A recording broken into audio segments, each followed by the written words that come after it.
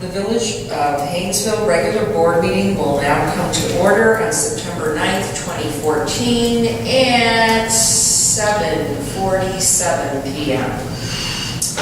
If everybody will please rise and I'll lead us in the Pledge of Allegiance. Yeah. I pledge allegiance to the flag of the United States of America and to the republic for which stands one nation, under God, indivisible, with liberty and justice for all. Roll call. Mayor Linda Soto. Present. Trustees Zernoski. Here. Priest. Here. Duberstein. Here. Barrett. Here. Daly. Here. And Washington. Here. Okay, in our longer agenda, we lost a line, but I know that we need to ask for agenda approval. Second. Roll call. Trustees Zernoski. Aye. Priest. Aye. Duberstein. Barrett. Aye. Daly. Aye. And Washington. Aye. Motion carried. Okay, at this time, we'll take public comments. Anybody wishing to address the board should have filled out the green sheet. I do have one. Any others? Ted Mueller, please step forward. Our former mayor is here, Ted Mueller. Ted Mueller, 318 Catherine in Hainesville. I have two issues. I don't expect we can do anything about them, but they bug me. I noticed during the Hainesville Fest, Avon Township had signs in front of their ball field, ball parking only. Yet it seems that they like to park on our streets, on Patriot and Haines when they have a ball game. But they didn't want any Hainesville Fest people to park in their parking lot. Well, that's not quite true. What the sign said was Civil War reenactors and vintage baseball player parking only. And those are signs we had made. The Civil War encampment reenactors needed places to park not only their vehicles but their trailers, that they haul the cannons on and other equipment. And then we had vintage baseball players coming from, that played on the Grays Lake team. So they were allowed to park in that area. And because Avon Youth Baseball has fall ball, we did not have access to all of the property. We only had access to under half of it. So that was why the signs were put up.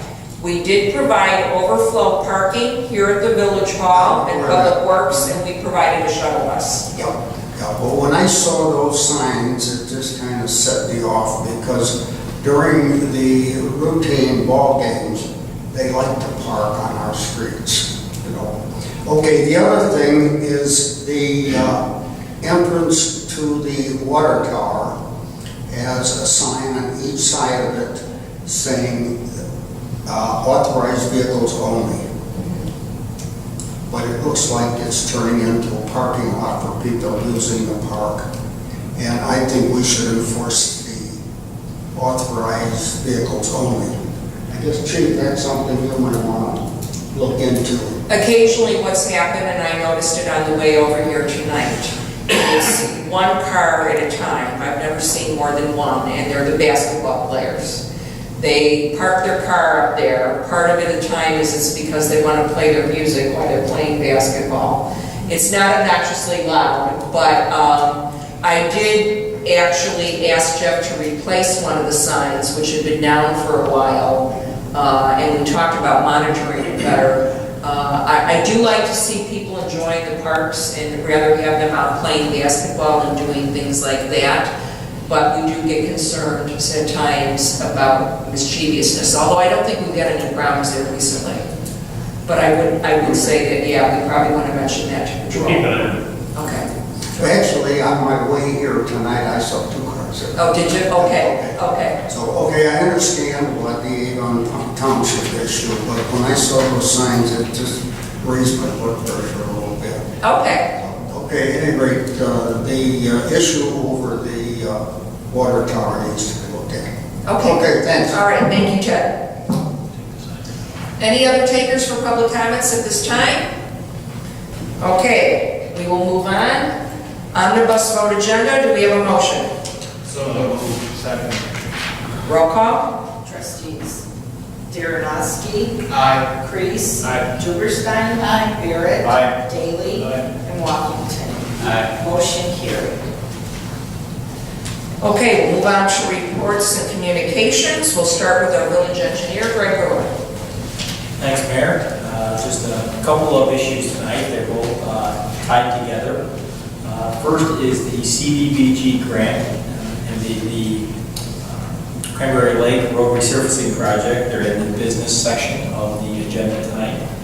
What we're asking is for the Community Development Block Grant. There is a contract, a sub-recipient agreement that will be between Village of Hainesville and the County of Lake. I've asked for this particular document and it hasn't been forthcoming. I've been in contact with the staff over at the Community Development Block Grant, and she did send me this email on September 2nd. It said, I asked where the contract was, and she said, I will email your contract out later this week, awaiting approval from my bosses. Please schedule your contract to be signed. Please include me on the pre-construction meeting if possible. To date, we haven't received the contracts. What we're asking you to do later on in the business section is to approve the contract subject to the mayor's approval. If I get the contract in, say, Thursday or Friday this week, I don't want to wait another 2 weeks to get this thing executed. Just looking for a way to... So the board will be authorizing me to sign upon receipt of the contract? With your, obviously, review of the contract. Yeah. With that, we did get prices for our Cranberry Lake Road Resurfacing Project. The low bid was Peter Baker and Sons. They're at $432,007. They were the contractor that did the Misty Hill work a couple summers ago. Did a very nice job. It is a unit price contract, so we will be out there every day measuring quantities, taking tickets to make sure that all the asphalt that they're contracted to put down is actually put down. And we're looking at awarding this contract later on in the business section today. When we did schedule the bids, they were to be held for 45 days, and that 45 days is up in basically a couple of weeks. So today is the day that I would recommend that we award this contract. And I do have a pre-construction meeting scheduled with Peter Baker and Sons for this Friday at 10 o'clock at the village in order to get this project moving forward. That's all. Okay, thank you. Village Attorney, Jim Rock. Thank you, Mayor.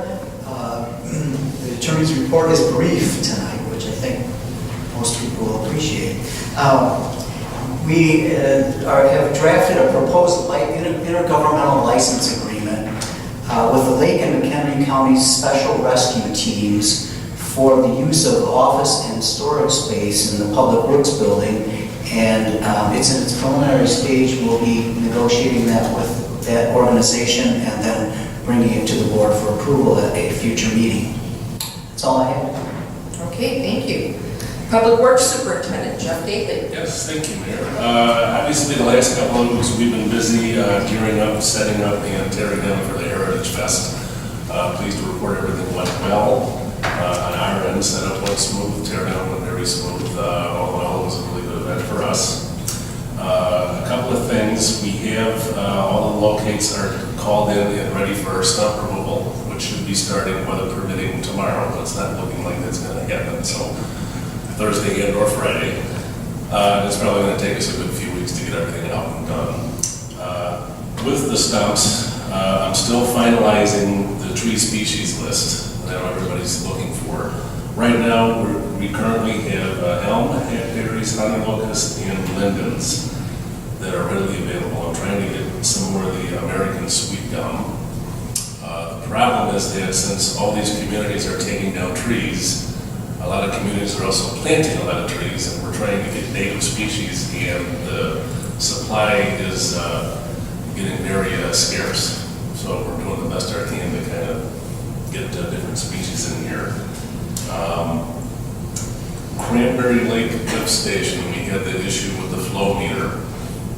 When we had the issue got submerged into the sewerage. The new one has been ordered, and it should be installed hopefully by the end of this month, so we get back on track with that. And the other thing we've been working on with the hopeful new tenant coming next door, doing some reorganization next door, and we're actually utilizing the garage behind the village hall here to keep seasonal equipment, snowplow baits, stuff like that can go in there, off season in the wintertime. We'll have mowers and such like that just to free up the space. That's all I've got for now. Thank you. All right, thank you. Police Chief Phil Pradini. We don't have much. We've been enjoying a low crime rate over the summer, which has been nice. Hainesville went very well. There were no issues there whatsoever, except for my right arm from throwing for 9 innings. 10 innings. 10, yeah, what was that thing? 10 innings. That monster game, huh? Other than that, we're good. Everything seems to be pretty normal. In fact, this month almost exactly matched last month in statistics, and we're down on crime. We've got a very good summer going here. The other thing I wanted to mention is that Grays Lake Central's homecoming parade is Friday at 4 p.m. Through downtown Grays Lake, but I know a lot of the kids are from here too, so. And the dance is Saturday night. I can hardly wait. That's it for me. You can hardly wait for Sunday? Yeah, as usual. Oh, yeah, our clerk's reminding us that we need to mention our, Sorry, I forgot about that. Yeah. Prescription drug drop-off. We'll be having an officer out here from 10 a.m. to 2 p.m. on Saturday, September 27th. We'll be in the building, those will be out in the parking lot with boxes. No names, no anything, you just come by, dump your prescription medicine in a box and travel on. No explanations, no anything. The only thing we can't accept are sharps and liquids in the boxes. and we did get that in the newsletter that's going to be printed shortly. So. Excellent. The DA is supplying us with boxes, we're picking those up tomorrow, so we're all set up. We'll have an officer here and an officer also in Grays Lake in case you can't make it, or vice versa. Just a quick question. Do you get just the pills or do you want the bottles? I'm not quite sure how you... No, you can take the whole bottle and just throw it in there. The only thing I will say, although all these things get destroyed and we don't open the bags ever, they're just weighed and they're taken by the DEA and weighed again. It's always just a good habit to get into to tear off your personal information from a prescription bottle. So I'll remind people to go ahead and do that whenever they're getting rid of prescriptions. And please get rid of them correctly. Don't just throw them in the garbage and don't dump them down the drain. That's why we have these events. And we do have a drop-off box at the Grays Lake Police Station also. You'll take sharps at any time at the music booth? We cannot take sharps. We're not equipped to take sharps. But Saturday. No, he said no sharps. Everything but sharps. No, he said everything but sharps. No sharps. No sharps. No sharps. Okay, thank you. We'll move on to our village clerk, Kathleen Messer. Just working on my everyday job duties, having people call about new businesses and another public hearing. Oh, boy. Yes, so that's it. Thank you. Got that treasurer's report, do you want me to do finance or just? Oh, I'm sorry. Yes. Whatever you like. Let's add it to finance. How's that? That's fine. Okay. Try to move things along here. Okay, we'll move on to my report. I want to thank the Heritage Fest sponsors this year. Our gold sponsors included Advanced Disposal, Loomer Ball, Comfort Suites in Grays Lake, Clearview Recycling, Northbrook Sports Club, Strain Funeral Home and Crematorium, Tom's Auto. Silver sponsors included Ansel Blink, Axon Towing, Robinson Engineering.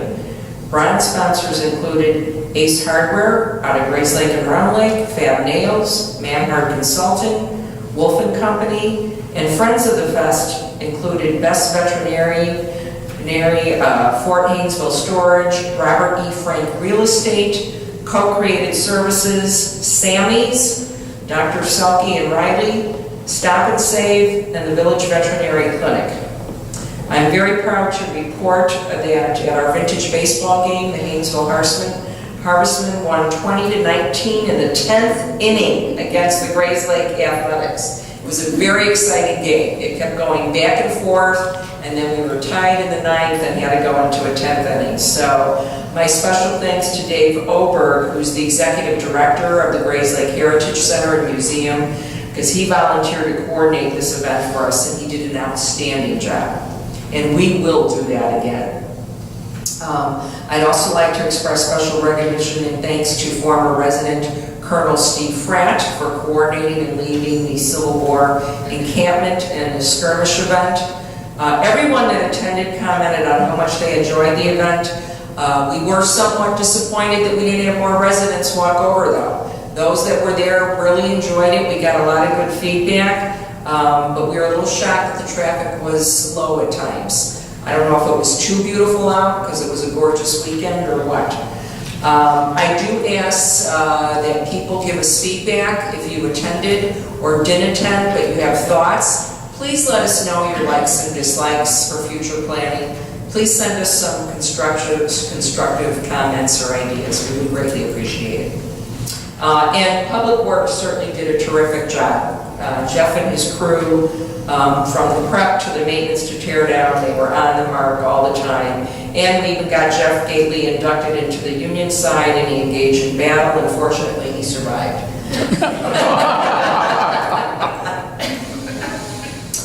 I will be attending the next Route 53 120 Finance Committee meeting this coming Thursday, and my fellow committee members and legislative team members have convinced me to attend the IML conference next week so we can pursue a captured audience attending from Springfield on various issues. We did budget for a couple people to attend this year, mainly the clerk and myself. I will be attending. The clerk will stay here, help holding down the fort since we're short someone on some hours, and of course Kathy was also had to take some extra time this year, so she has plenty of things she'd like to catch up on. In closing, quite an important topic that I would like to get your feedback on. I'd like everybody to think about this or let me know before you leave tonight. This is an issue that came up some months ago, and it has come up in years past. And it is regarding addressing on the west end of town, primarily involving Pine View and Fairlawn and Forest Glen. When dispatching started out of CENTCOM, and then years later 911 technology came into effect, there was a question about addressing. And they changed the addressing system, and for whatever reason, the mayor of our town at that time, Mayor George Benjamin, was insistent about it being done in a certain way, so Hainesville was acknowledged as a Hainesville address for these addresses. However, it wreaked havoc with the system, and what we have is duplication of addresses. We have, for example, the resident that contacted me is at 218 and let's just say ABC Street, and there's another restaurant in Round Lake Park, and then there's another resident at 218 ABC Street in Hainesville. So it really wreaks havoc sometimes when there's 911 calls and whether the ambulance or the officer or whoever is going to the right location. So when this was brought up to me, I researched it. I tried to go back and contact former officials and police personnel and some people at CENTCOM. I even talked to our congressman's office, Brad Schneider, and sought his help. So where we're at today and what I've just passed out to the trustees is a list of a new addressing system that was provided by the Round Lake Fire Protection District, because we have authorized them to do our addressing. And they have agreed that it would be beneficial and make things easy for dispatching. And Chief Perlini and I have discussed this as well, and he concurs. By the time we got this all accomplished, however, it was very close to back to school time, where you're registering children, and if we do this, or when we do this, because I think we have to do it, Hainesville residents on this list will have to get their driver's license changed, they will have to get their checks changed, they will have to get, all their billing, addressing changed. So it's quite a job for them. So we felt it was best to get past the school registration period and past Labor Day weekend, and so here we are. Now, looking at the list, it was more addresses than I realized. There's about 42 addresses total, I believe, involved here. And originally, I had talked to, or tried to talk with Round Lake Park Mayor and Chief about potentially having a coffee meeting with the Round Lake Park residents and our residents who are affected. Now understand, Round Lake Park, their addresses will not be changed, but I thought they should be aware of what we're doing finally, because they get each other's mail. The mail, or particularly UPS, will deliver the package to the wrong house. So then you have somebody trying to track down important mail, or maybe they thought it wasn't important mail, so they tossed it, or who knows what happens. So, I have not really received any inclination that Round Lake Park is interested in that effort. And rethinking it and looking at the list of addresses, my concern is, I think we really need to go the route of having a public hearing. It is some extra work involved initially, but I think it should be posted, and that all the residents should have the right to come and make a comment or ask any questions, and understanding this process. So I don't need a decision tonight. I'm asking for your input or any other thoughts of what we should do. Jim Rock and I will be moving forward in planning this and working with the clerk, and this will be a topic coming up at the next future meetings. We want to get this done this fall. If we're going to do this, let's get it done this fall. So. All 41 addresses are our addresses, and are our residents.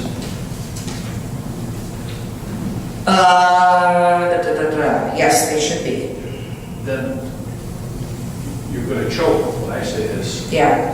I suggest we look at some financial remuneration for these individuals to help ease the pain. Not a great amount, but an amount. For the cost of the... Well, all the things they have to change, from their letterhead, if they have it, to their driver's license and whatnot. Just as, not an incentive, but I'm sorry that we put you through this. Okay. All right. I see what you're saying. Okay. I agree. Okay. Yeah. Public hearing, that's fine. All right. And I would suggest, I'll offer this thought, stop on me if it needs to be, $75 per address. Does that seem like a reasonable amount? Any other thoughts on that? Or what if you have one? Well, we can't make a decision. I'm just asking ideas to be thrown out. It's just Well, how much is this to change your driver's license? $30 for a new license. I don't Would it know. be a new license, or would it be just a sticker? I don't know.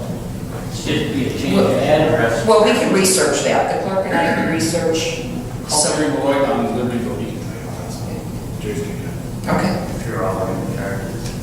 They may probably even have it online. Every credit card they have, every bill they receive, everybody's going to have to be notified. So I'm not saying 75 is set. Right. No, it's just a thought. Okay. All right. I have one of the residents that approached me about this, Jeff Lawrenson. Why don't you step forward? Just state your name and address for the record, please. My name is Jeff Lawrence, and I'm at 218 Forest Glen in Round Lake Park. I'm the one that's having the issues. I've had countless numbers of packages delivered to my house. I've had process servers to my house. I've had Round Lake Park police at my house saying there's somebody on my roof when they were in fact at 218 Hainesville, Forest Glen in Hainesville. I'm not trying to say, I have heart issues. My little kids are home with me. They die on 111. They're going to say they're at 218. But they're not going to know if they're at Hainesville or Round Lake Park. They're going to say I'm at 218 Forest Glen Drive. They're going to show up at their own house. I'm doing it for my safety. I'm doing it for my kids. I want to see my kids grow up. I know know, it's a burden to the people. I lived in Rowling Park my entire life. These addresses in 1993 were changed. You used to go in Rowling Park on Forest Glen Drive. You have 218, or you have houses in the block that we're discussing.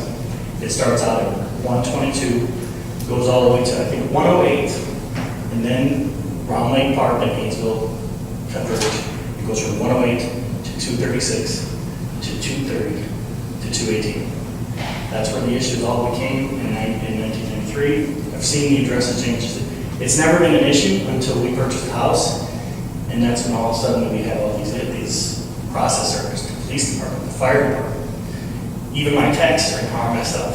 I got problems with the clerk or the tax assessor saying my house is valued with 2 porches and 2 lots and 3 stories. And I did call the assessor's office today and leave a message, so. And as you know, the assessor's office is fun. But I just, hopefully we can get this. We'll get it addressed, yeah. And like I said, for my sake, I don't want to be laying on the floor with, call 911, my kids on the phone with 911, and I'm docking because they're at their own house. So I just, hopefully we can get this rent fixed and everybody. And I know when you said $75 for compensation for people, tell you right now, changing your address on your checkbook is $80. Easy. So $75, people are going to say, what about all my checks? That's $80 for checks. Well, we'll research. Yeah. And that's where when you said and that's a good thought, compensating them. I wish in '93 they hadn't. The addresses were fine, and I was 17. I couldn't do anything. So thank you for hearing me, and hopefully we can get it straightened out. Okay, thank you. Thank you for your time. Okay, so we'll do some research and we'll get back to the trustees through email and we'll move forward on this with some ideas and thoughts. All right, let's move on to standing committees. Finance, Trustee Daly. From the Treasurer's Office, beginning January 2015, municipalities will now be able to request confidential financial information about how much sales tax our businesses are remitting. We were never able prior to this to get individual company sales tax. So this just allow us to do that and help us keep track of our businesses, how well they are doing. Kelly has reviewed the drafted audit and submitted the management discussion and analysis letter back to the auditors.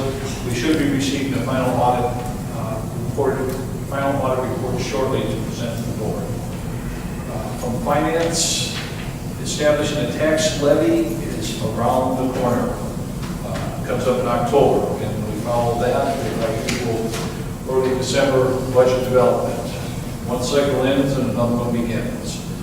We've worked recently, and we deal with this in the business section, the salary range report done by GovHR, and development, we worked on the development of salary recommendations.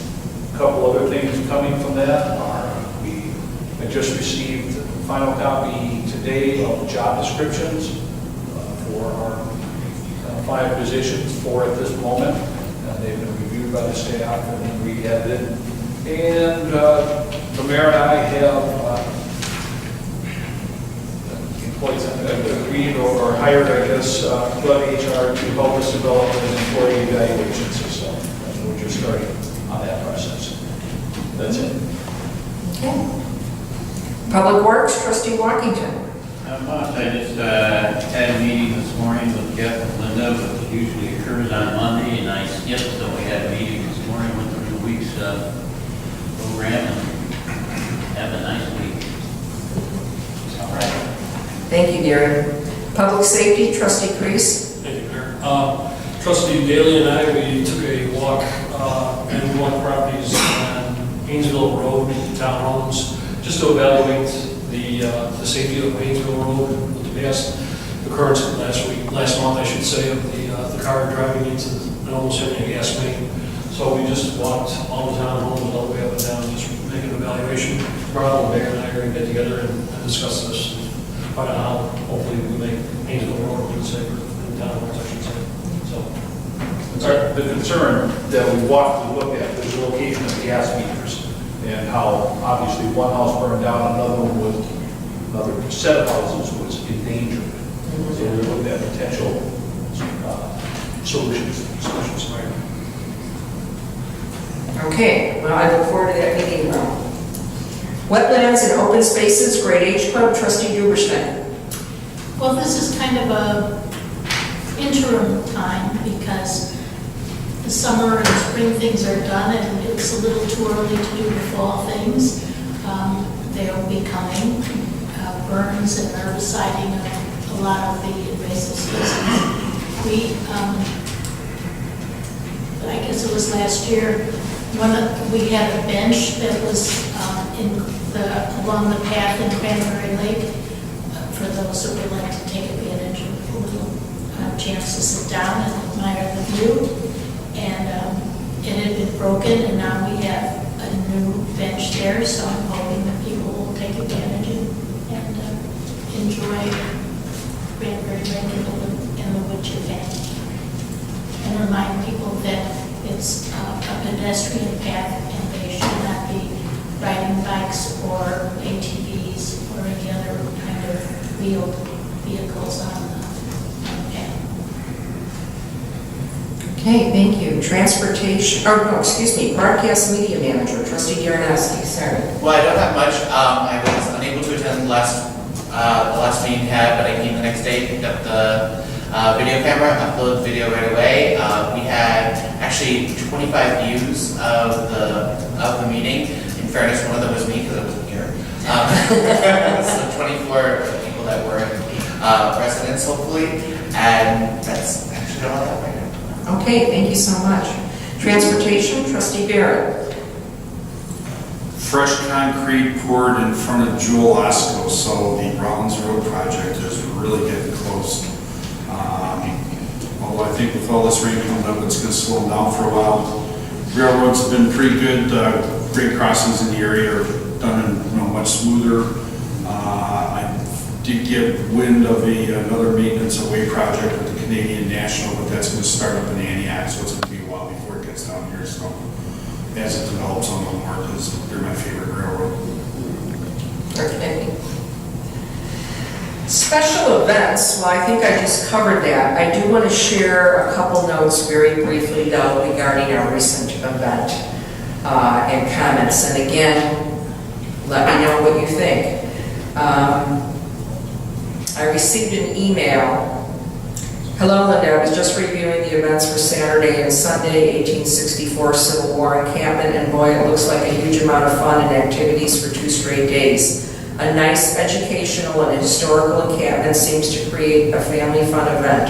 Whomever planned it hit it out of the park. Please let them know that. I know that myself and my 6-month-old son will be there all day long while my wife is at work on Saturday. We might go to the church service on Sunday. I need all the help I can get for the Sunday afternoon game, because this gentleman, who I had never known before, contacted me earlier and asked if he could play in the vintage baseball game, and he did, and he did an excellent job. So we thank Chris Palazzo for his involvement and his enthusiasm.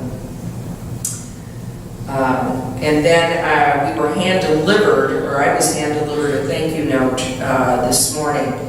Mayor Soto, thank you and the trustees for organizing the Civil War encampment and the Civil War baseball game. It was an enjoyable weekend, and the Hainesville Harvestmen are a superb team. I look forward to it all again next year. Blessings, Daniel J. Johnson. And I can't read, that was his, he was in the ball game, he was portraying Bud Fowler. Now, I got a lot of compliments from those who attended, but I do want to let you know that I had a couple bad reports. I'm happy to say only 2 that I'm aware of so far. At 9 o'clock on Saturday night, we did do the night artillery fire. They were only supposed to do about 3 shots. The crowd loved it, so they did several more. Dispatch did receive several phone calls. Now, they weren't all complaints, and correct me if I'm wrong, some just didn't understand what was occurring, because some residents, believe it or not, didn't know we were having an event. It never ceases to amaze me. So once they knew what it was, they weren't so concerned. That being said, though, I do know of at least 2 people that wanted to see an officer and were concerned. And actually, the one young gentleman who came over he lives in the townhouses near Union Square Park, and he came over with the officer and let me know exactly how he felt. He was very irate and upset that we were having cannons fired. So I told him that we were ending. I asked the group to cease and desist with the fire. They had 1 live charge left already loaded, so we had to have to let that one go. Now, we were done at 9:07. We started at 9 o'clock. It was done at 9:07. But I do think we need to be sensitive. If we do this in the future, we'll have to rethink the cannon fire, perhaps. Well, I think the cannon, speaking for, I think the cannon fire was fine. I mean, I was trying to catch a nap after working all Saturday night, boom, I got up, okay. So, I mean, I think if we put something out in the newsletter or in the pub, in the pre-event publicity saying that there will be live cannon fire, things like that. It was, I yes. didn't see it, but, then they don't have a leg to stand on. I mean, come on, we told the entire village what the heck was going on here. I did receive, I'm going to read one other email and then I'll be quiet, but just sharing. I'm just writing to say I hope this village never has this activity again. Did anybody think of the people who would be bothered by this, who may have health conditions that these loud booms could aggravate or make worse, and the animals, pets, and the wildlife? They are all scared, running and hiding. I don't know who thought this was a good idea, but I'm asking that it never happens again. My house actually shook. Oh, there goes another one, and the dog next door is cowering. Please stop this. So, that's it. Just letting you know, being honest. So, let me know if you like the cannon fire or if you don't. I think they would like on Veterans Day to have a World War II reenactment. Maybe that or tanks. Tanks. I think you do have to make sure that you realize they need to know that there are no projectiles in any of these things, so that it's just gunpowder, and there's nothing that shoots out. Body and wound as well. Okay. Let's move on to business. First item up is an ordinance consenting to the Village of Volo and the Village of Bannockburn as additional members of the Solid Waste Agency of Lake County, Illinois, also known as SWELCO, and we are not charging them a late fee. We are thrilled to always have new members, so may I have a motion? I'll make that motion. Second? All right, so we have a motion. Second, roll call. Trustees Darrenowski. Aye. Priest. Aye. Duberstein. Aye. Barrett. Aye. Daly. Aye. And Walkington. Aye. Motion carried. Ordinance number 14-9-192. Kind of chokes you up, huh? Yeah. Item 2 is Hainesville medical cannabis zoning review discussion. You have a handout in your package, and Al Naden, our village planner, is going to lead us in this discussion, right, Al? Yes. Okay. I don't remember exactly, it was the only handout I gave you was the map. Yes. Yes. Pass this down. There's several hundred pages of regulations that the state has passed on this. I've got it down on one page. So this is your cheat sheet. Applause. Your attorney may think this is too much of an abbreviation, but at least it gives us a start.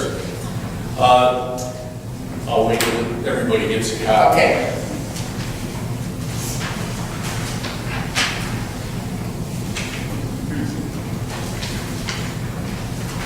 We copied this when some of the law first came out. The top part about cultivation centers, you no longer have to worry about those. There's only one allowed per state police district, and Zion has already approved one near the nuclear generating plant. And so there's no more cultivation centers allowed in this police district. So we're already halfway through this. The dispensing organizations, they have standards in regard to having 1,000 feet from any pre-existing public or private preschool, elementary or secondary school, daycare center, daycare home, group daycare home, part-time child care facility, and it cannot be located in a house, apartment, condominium, or an area zoned for residential use. The bottom just says that you are allowed to enact reasonable zoning ordinances or resolutions to control this, but it should not be in conflict with the act. And the interpretation that we have heard is to say in conflict with the act is you just totally ban these uses. You can put in reasonable standards, but you're subject to challenge if you totally ban these types of uses. The map that I provided, did everybody have a copy? Yeah, you have your map out? Everybody has their map out?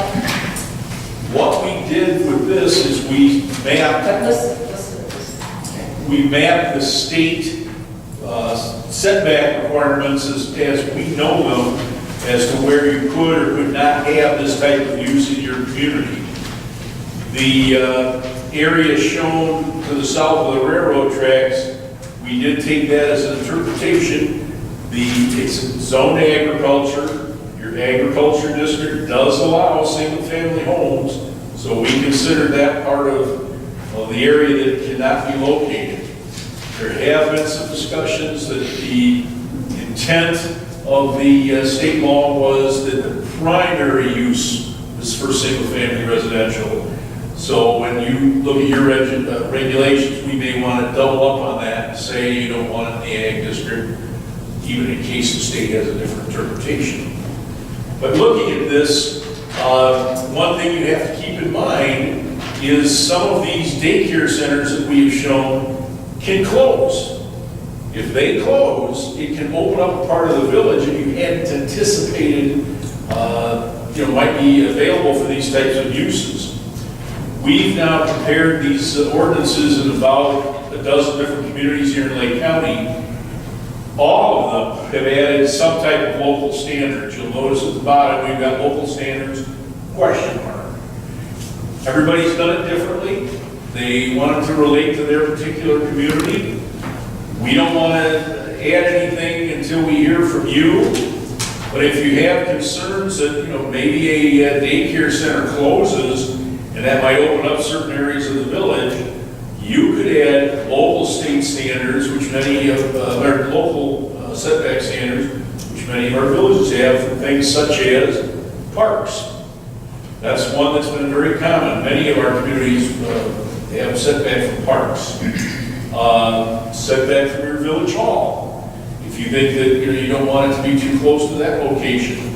There's others. They've had many of our villages have religious house of worships. And there's any of those that you can think of. Looking at it right now, given the pattern that you have with the existing daycare centers and other similar uses, the only area that really could be located is basically west along Route 120 and up to some area on 134, rather limited, but some area in that location. If you want to add a standard that says it can't be within 1,000 feet of your village hall, that basically takes it to the railroad tracks.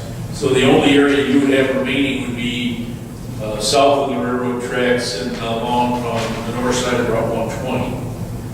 But we would like your direction. We don't want to dictate to you what standards you should consider. Well, looking at this map, Al, if we first, go back at the parks, okay? So local parks are in the green, kind of that lime green color. Yes. If we said that they can't be close to those and drew a circle around those, that protects some additional area, correct? So if an area ceased to be a daycare facility? Yes. All right. However, most of our parks are surrounded by residential areas. The only area that would help would be the south west area where there's that park in the village of Round Lake Park. If that daycare center closed in the middle of... Yeah, that's what I'm looking at. Yeah, that area, by having the setback from that park, that will give them some added protection in that area. I'd like to do that. I think the parks should be stated. Now, and I think that schools should also include house of worship. Now, you mentioned the village hall. Has any other municipality done that with their village or municipal buildings? I'd have to look, I think several of them have done it with any municipal property. Well, I'll have to go back and look at which ones we've done it for. Okay. Most of them have tried to limit it to one area of the community. Right. And so they would look at whatever standards they needed to get it to that one area of the community. So I'd have to go back and look at the receiver specifically to the village. Well, I would be all for listing municipal buildings as long as we're not the only one doing it. I don't want to be the first one to do it if we're going to be challenged on it. If we do that, wouldn't that take, you said it would take up to the railroad tracks probably, and maybe even a little bit further, 1,000 feet? I mean, from... barely. So that would actually close off the whole village almost. Yeah. Well, it takes, what it would mean is the area west along Route 120, south of the railroad tracks. Okay. If we put in village property, we could go over to Center Drive if we were to put one around there. I mean, you could drive another 1,000 feet around the property that we own there, right? That's what we're talking about. So it'd be over here, then, well, this is... No. But then if we sell the property, we're not looking to keep that property forever too. Now, the other thing, if you don't put the standard in for the village hall, maybe that Center Street property is a good location for a medical dispensary. So we can run. You can rent 1 hour. Get in now. Okay. In the first week,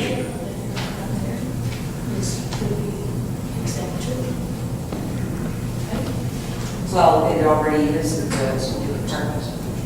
Yeah. Is there any way we could include the gun club?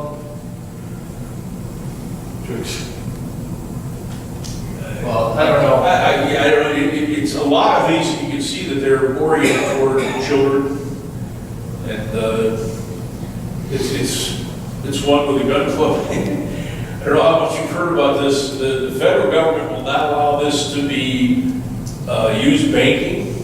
So these are all cash businesses. Which is so crazy. You want it near a gun club, so the people are afraid to try to do this. But California, a lot of the police departments have written concerns of where these things are located, because when they come in to pay their water bill, they bring in a suitcase.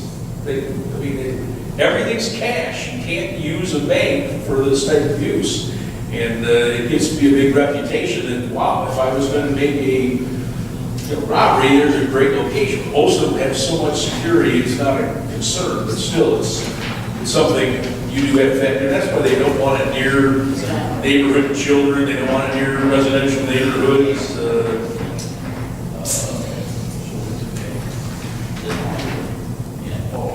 If we, Trustee Watkins pointed out, the gun club is on ag ground. If we said we didn't want anything that's zoned agriculture.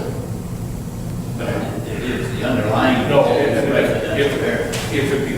we include ags as a prohibited area for zoning, that would. Your ordinance, most of this is zoned, technically all of it's zoned B1. So what we would do is we probably, for that area that's left, we just say, it's allowed in the B1 district as a special use, subject to the state standards and all these local setback standards. And then we do have to put in parking requirements and lighting and security. As I said, we've written these from many other communities. In fact, we worked with the NCEL's office in one of the other villages on working on these standards. So it shouldn't be a big deal. Once we know what you want, we can just get you a draft very quickly. Sounds like we want the least available space available for this. We want to specifically include then the parks, the house of worships, correct? Yes. Municipal properties. Yes. Are Are we overlooking any other option, or is that everything? I think you're going to be pretty well covered by including those. Well, the ag is already covered, right? I mean, isn't the ag? Well, I think, again, state law can change. This is only a pilot program. So I would think, unless you want to go through this every year, I would probably just put the ag in right now and say, that's your local preference, not to have it there. Okay. State law changes. So we'll list it as a special use in B1 as use. Subject to these standards. Right, subject to these standards. Yeah, if we did the municipal property, that would theoretically wipe out everything in the blue, because you've got the lift station, which is right across the street on 134, so that would have been the Village Hall, the old Village Hall site. And then you've got the well house, which is located on the west end of the property, so that setback would actually probably get you And that would real count close to as around municipal 120. property. That's what we have to look at that. We haven't looked at every single, well house. Yeah, there's in numbers. But we could be with just the Village Hall. Well, what if we included I the have hall public and the works. public works building? I mean, we're right next to each other, but still. Still, yes. I guess you have to look at how many younger individuals come to the public works versus how many younger individuals might come to the Village Hall. We have seasonal employees that are high school and college kids. Oh, well then there you go.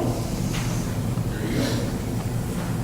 Plus with the state reps office there, actually have more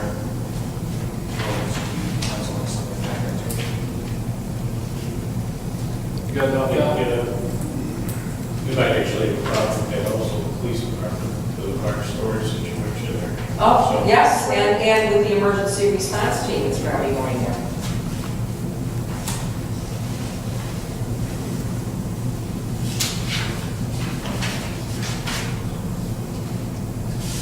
So we're good, Al? I think we've got enough. Okay, any other question? We might want to talk about process just a little bit. Because we're changing, what we're doing is proposing to change the village's zoning code. We need to hold a public hearing prior to taking any action on an ordinance. So we can, Al and I can work together with Mayor Soto to develop an ordinance that that reflects the discussions tonight, but it's not something we can bring back to you for adoption at the next meeting. And you do record a public hearing, and whatever we do in draft. There was an article in the paper in the first week of opening this up for cards so that you could be a person that could obtain medical cannabis. 2,000 applicants, and they were only taking people whose names were A through L. That's 2,000 in 1 week. In one of our other communities, we did have an individual come in a wheelchair saying he really needs medical cannabis. It's something a big concern to him, and he was very concerned that his community didn't make it overly restricted that they couldn't have it. So it's something, I think we have strong concerns for certain locations, but yet apparently there is a need. Individuals that have these medical conditions, they do need access to this medicine. I suggest that, since our policing department is a combined department, that whatever we set up mirrors as much as possible Grace Lake's approach to this. One other thing, Al, I'm not sure you mentioned this, but the regulations that the state developed allocated a certain number, again, per districts in the area of the distribution centers as well. And Lake County is allowed 3. 3 total. So there will only be 3 medical cannabis distribution facilities in Lake County. Now, that again could be changed at some point in the future by the legislature or by regulatory actions, but at this point there will only be 3 in Lake County.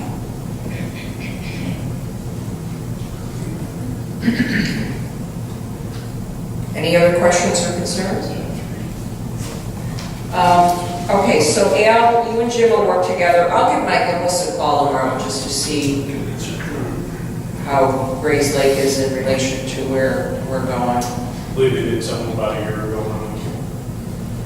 See, we had done something too, and with the final legislation that came down in July, end of July, we had to take further action now. So I don't know if that was similar to Grace or not, but we'll find out. Okay, let's move on to item 3 under business, a motion approving the Community Development Block Grant subrecipient agreement between Hainesville and Lake County, subject to the mayor's approval once we get the contract, and I've read it. So you're going to authorize me to sign it upon my review in the amount of $85,000. So moved. Second. Any discussion? Roll call? Trustees Derenoski, Aye. Kreese. Aye. Duberstein. Barrett. Aye. Daly. Aye. And Walkington. Aye. Motion carried. Item 4 is a motion to award the 2015 Cranberry Lake Road resurfacing contract for $432,007 to Peter Baker and Sons. So moved. Second. Roll call? Is that this year or next year? Yes, sir. Fiscal year 2015. Oh, fiscal year. Fiscal year. Fiscal year. Doing it now, and next year. We're doing it now, but the fiscal year doesn't match up with the calendar. Gotcha. We like to confuse We're in you. 2015 fiscal, yes. Is that, That's. We are all yes. I thought I gotta get these calendar years and everything. Okay, that's fine. Trustees Derenoski, Aye. Kreese. Aye. Duberstein. Aye. Barrett. Aye. Daly. Aye. And Walkington. Aye. Motion carried. Last and final item, a motion. Blue side. Oh, I forgot about that. Yeah,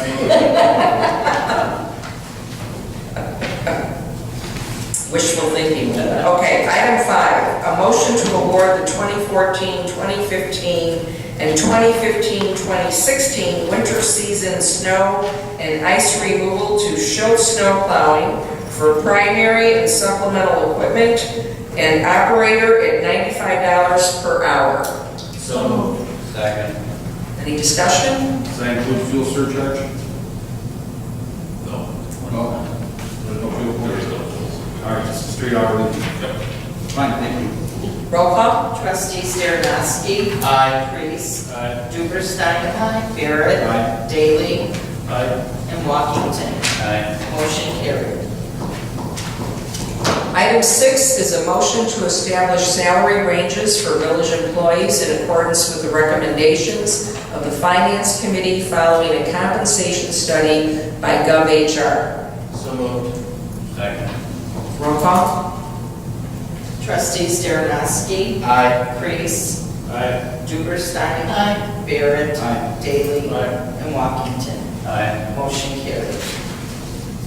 Last item, 7, a motion to establish compensation levels for village employees for fiscal year 2014-2015, retroactive to May 1, 2014, in accordance with the recommendations of the Finance Committee following a compensation study by GovHR. So moved. Second.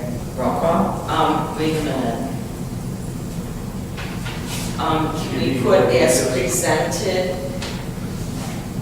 We need to reference As presented, or, well, as presented. it's recommendation, yeah.